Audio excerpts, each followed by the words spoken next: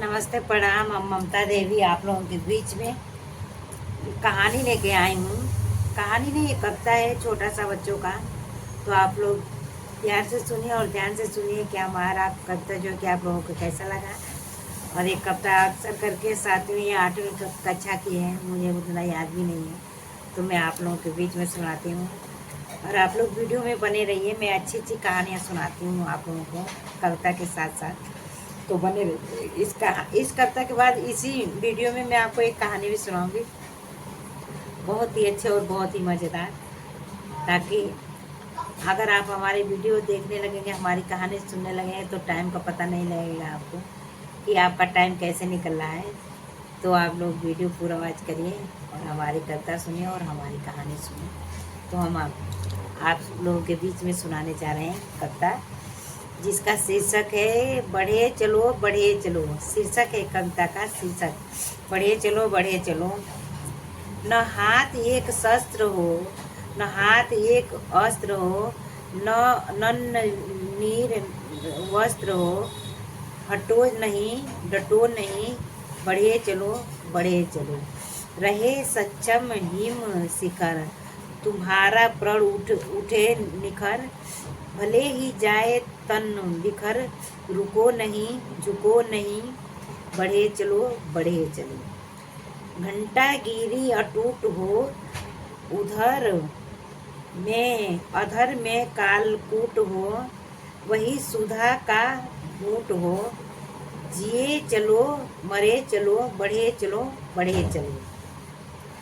गगन उगलता आग हो, छीड़ा मरण का राग हो, लहू का अपना भाग हो, अड़ो वही गड़ो वही, बढ़े चलो बढ़े चलो। चलो नई मिसाल हो, जलो नई मिसाल हो, बढ़ो नया कमाल हो, झुको नहीं रुको नहीं, बढ़े चलो बढ़े चलो। अशेष रक्त तोल दो, स्वतंत्रता का मोल दो, कड़ी युगों की खोल दो, डरो नहीं मरो नहीं मरो वहीं, डरो नहीं मरो वहीं, बढ़े चलो बढ़े चलो। तो ये रहा हमारा कविता आप लोगों के बीच में, बढ़े चलो बढ़े चलो। तो आगे हम आप लोगों को कहानी सुनाते हैं। तो हमारी कविता तो हो गई आप लोगों के स्वागत में, ये तो आप लोगों के स्वागत में हो गई हमारी वीडियो देखने के लिए।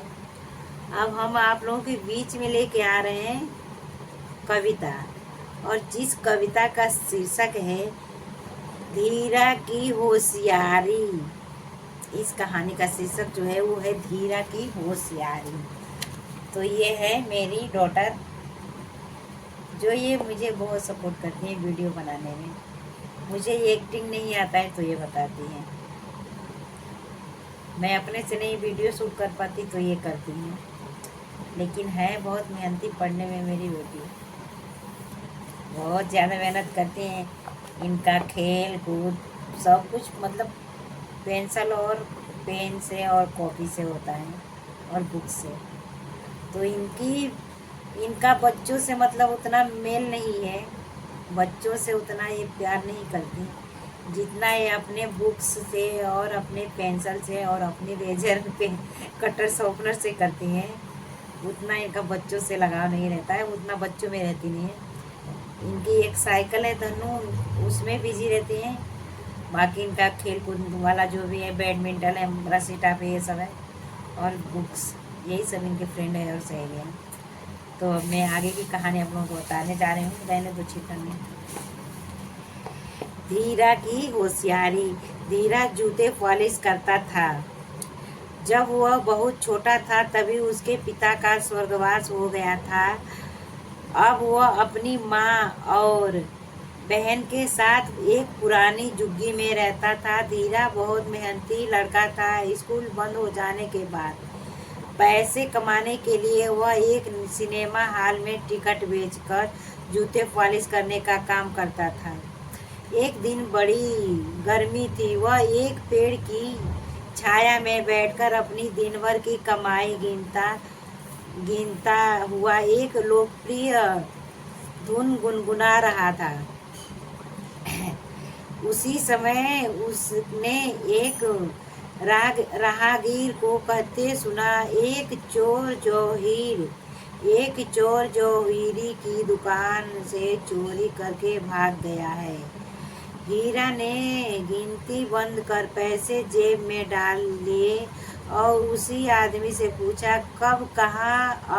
अभी अभी उसने सोने का एक कड़ा चुराया है और भाग गया। लोग कह रहे थे कि चोर की दाढ़ी थी। यह बताकर जहांगीर ने अपना रास्ता लिया। धीरा पूरी बात का पता लगाने जौहरी की दुकान पर जाना चाहता था कि एक ग्राहक आ गया। ग्राहक ने अपनी लड़ाई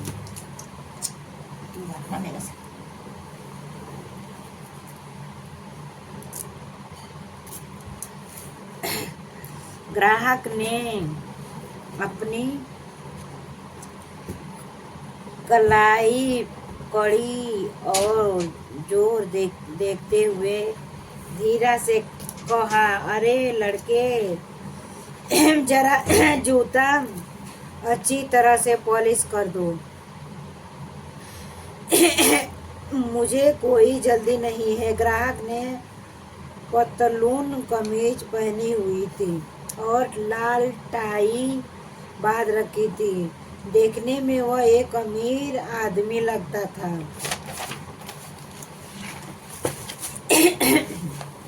खांसी आ रही है पीछे।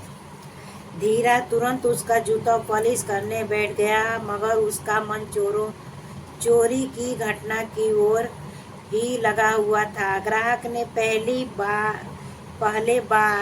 बाया पैर स्टैंड पर रखा। पीला कपड़ा लेकर धीरा ने जूते की धूल पोंछकर फिर एक टीन खोलकर पॉलिश निकाली और ब्रश से जूते पर फैला दी। फिर वह जल्दी उसे चमकाने लगा। थोड़ी देर में जूता चमक उठा। तभी धीरा ने कनखियों से देखा कि दो सिपाही आ रहे हैं। उसने वह चोरी के बारे में पूछना चाहता था, लेकिन ग्राहक का मिजाज गर्म हो रहा था। ये लड़का, तुम अपना काम ठीक से करो। तुम्हारा ध्यान कहाँ है? मेरा जूता ऐसे ही रगड़ो कि वह चमक जाए। अभी शो खत्म होने में 5 मिनट बाकी है। धीरा घबरा गया। यह कोई बड़ा आदमी है, कहीं सिपाही से मेरी शिकायत न कर दे। उसने स्वयं से कहा। वह अपना पूरा ध्यान लगाकर जूता पॉलिश करने लगा। बायां जूता पॉलिश करने के पश्चात धीरा बोला, हुजूर, दूसरा पाँव ऊपर रखिए। उस आदमी ने दूसरा स्टैंड पर रख दिया। वो लड़का, जरा जल्दी करो, शो खत्म होने में केवल 2 मिनट बाकी है।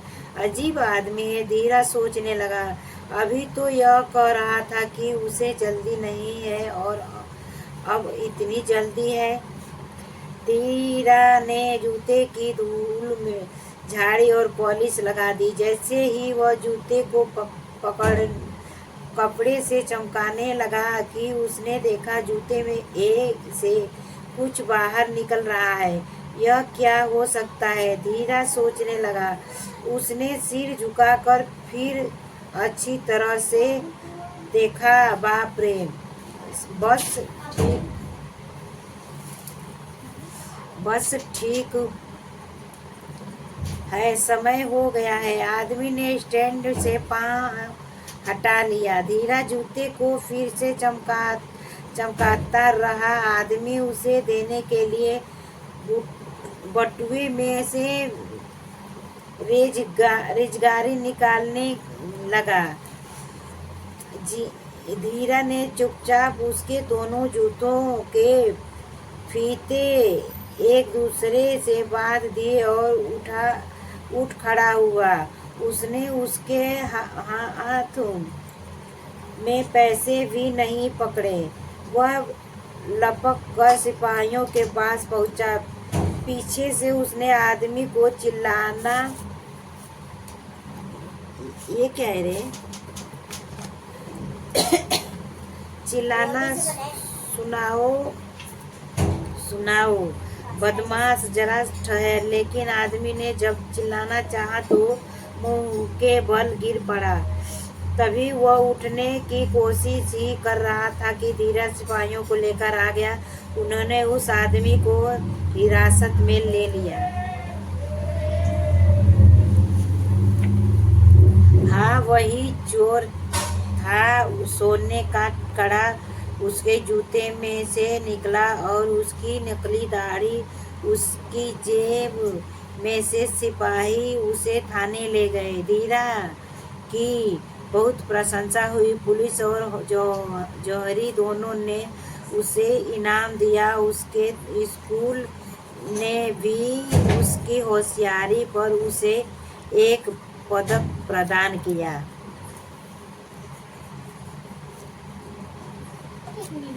अब हम इसके बाद भी हम अगली कहानी पे चलते हैं। तो अगली कहानी हम अब शुरू करते हैं, जिसका शीर्षक है, अगली कहानी का शीर्षक है अशोक का शस्त्र त्याग। अशोक का शस्त्र त्याग अगली कहानी का शीर्षक है। पहला दृश्य। एक मैदान में मगध के सैनिक के शिविर लगे हैं। बीच में मगध के की पताका फहरा रही है। अभी हम अगली कहानी पे चलते हैं। पताका फहरा रही है। पताका में जो है कि पताका के पास ही सम्राट अशोक का शिविर है। संध्या बीत चुकी है। आकाश में तारे चमकने लगे हैं। छाया है। वे कुछ सोचते हुए आसन पर बैठ जाते हैं। अशोक स्वतः आज 4 साल से यह युद्ध हो रहा है और कलिंग आज भी जीता नहीं जा सका है। दोनों ओर के लाखों आदमी मारे गए और लाखों घायल हुए हैं, पर हम आज भी असफल हैं। क्या होगा इसका परिणाम?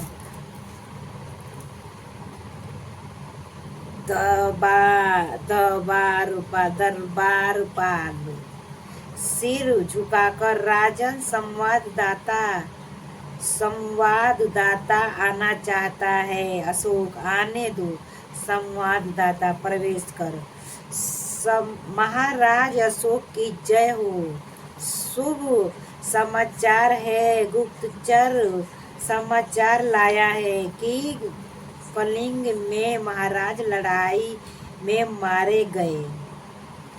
अशोक प्रसन्नतापूर्वक मारे गए तो मगध की विजय हुई। कलिंग जीत लिया गया है।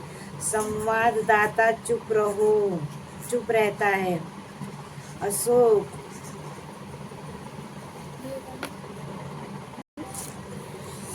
अशोक, बोलते क्यों नहीं हो? तुम चुप रहो। तो तुम चुप क्यों हो? संवाददाता, धीरे से बोलो। क्या महाराज कलिंग दुर्ग के फाटक आज भी बंद हैं? फिर किस मुंह से कहूं कि कलिंग जीत लिया गया? अशोक उत्तेजित होकर, कलिंग के फाटक आज भी बंद हैं। अशोक उत्तेजित होकर खड़े होते हुए, बंद हैं तो खुल जाएंगे, जाओ जाकर सेनापति से कह दो कि कल सेना का संचालन मैं स्वयं करूंगा। कल या तो कलिंग के दुर्ग के फाटक खुल जाएंगे या मगध की सेना ही वापस चली जाएगी। जाओ, हाथ से जाने का संकेत करो। दूसरा दृश्य।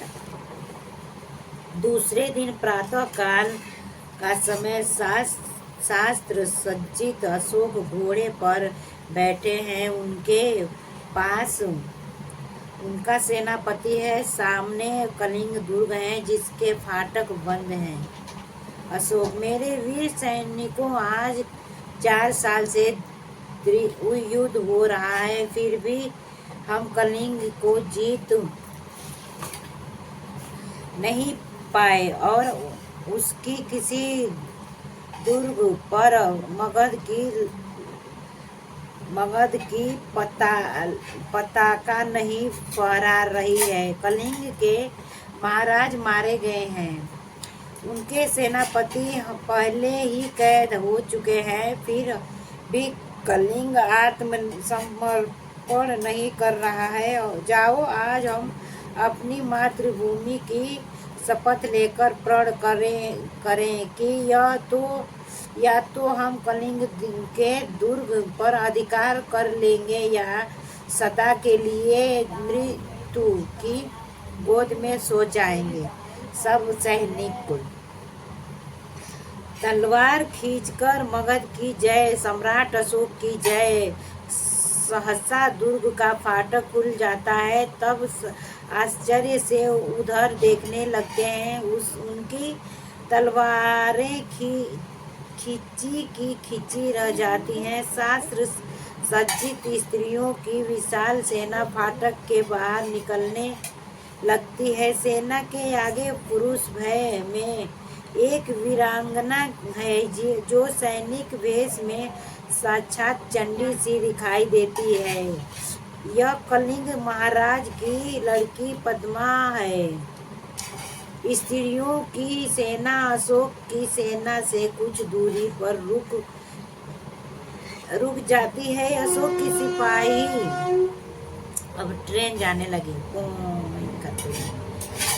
अशोक के सिपाही मंत्र मुग्ध से देखते जा रहे हैं। अशोक भी चकित रह जाता है। पद्मा आगे बढ़कर अपनी सेना से, बहनों, तुम वीर कन्या, वीर वीरांगनी और वीर पत्नी हो, मुझे तुमसे कुछ नहीं कहना है। सेना ने तुम्हारे पिता, भाई, पुत्र और पति की जननी जन्मभूमि को पराधीन होते देखने से पहले तुम सदा के लिए अपनी आंखें बंद कर लो। अशोक, स्वतः यह कौन है?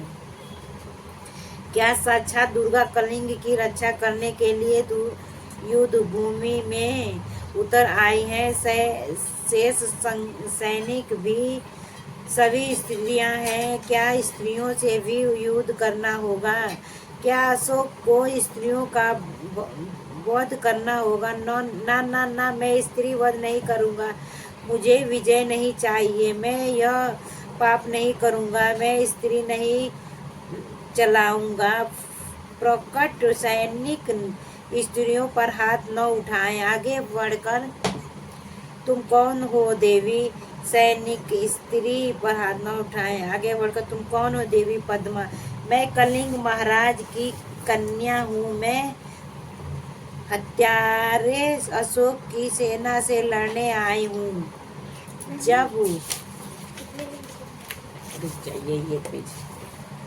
जब तक मैं हूँ, मेरी वीरांगनाएं और कलिंग के भीतर कोई पैर नहीं रख सकता। कहाँ है अशोक? कहाँ है मेरे पिता का हत्यारा? मैं दब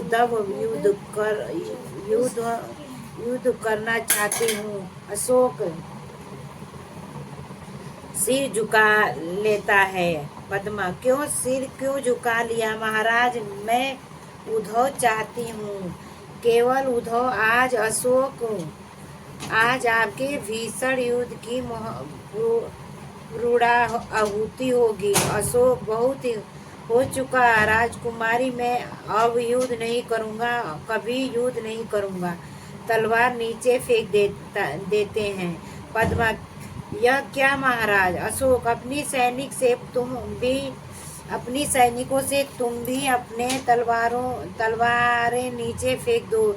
आज मैं अशोक तुम्हारे कभी किसी का आक्रमण करने में आज्ञा नहीं देगा। फेंक दो अपनी तलवारें। सभी सैनिक अपनी अपनी तलवारें फेंक देते हैं। पद्मा आगे बढ़कर, मैं भुलावे में नहीं आ सकती महाराज, मैं तुमसे युद्ध करूंगी, मुझे अपने पिता का बदला लेना है। अशोक सिर झुकाकर, तो लीजिए बदला राजकुमारी, मैं अपराधी हूँ। जिस अशोक ने लाखों का सिर काटा है और जिस अशोक का सिर आज तक किसी के आगे नहीं झुका है, आपके आगे नत मैं काट लीजिए इस सिर को। मैं हथियार नहीं उठाऊंगा, मेरी प्रतिज्ञा अटल। अशोक सिर झुकाकर खड़े हो जाते हैं। अशोक सिर झुकाकर खड़े हो जाते हैं। पद्मा, तो आइए महाराज, स्त्रियां भी निहत्थे पर वार नहीं करेंगी। आप अपनी प्रतिज्ञा की रक्षा के लिए जीवित रहिए। अपनी स्त्रियों की सेना के साथ दुर्गा में चली जाती हूँ। तीसरा दृश्य, अशोक और उनके सभी सरदार पीले वस्त्र धारण किए हुए, उनके सामने एक बौद्ध भिक्षु बैठे हुए हैं। बौद्ध भिक्षु अशोक से, कहो मैं प्रतिज्ञा करता हूँ कि अशोक, मैं प्रतिज्ञा करता हूँ। बौद्ध भिक्षु, जब तक मेरे शरीर में प्राण रहेंगे। अशोक, जब तक मेरे शरीर में प्राण रहेंगे। बौद्ध भिक्षु,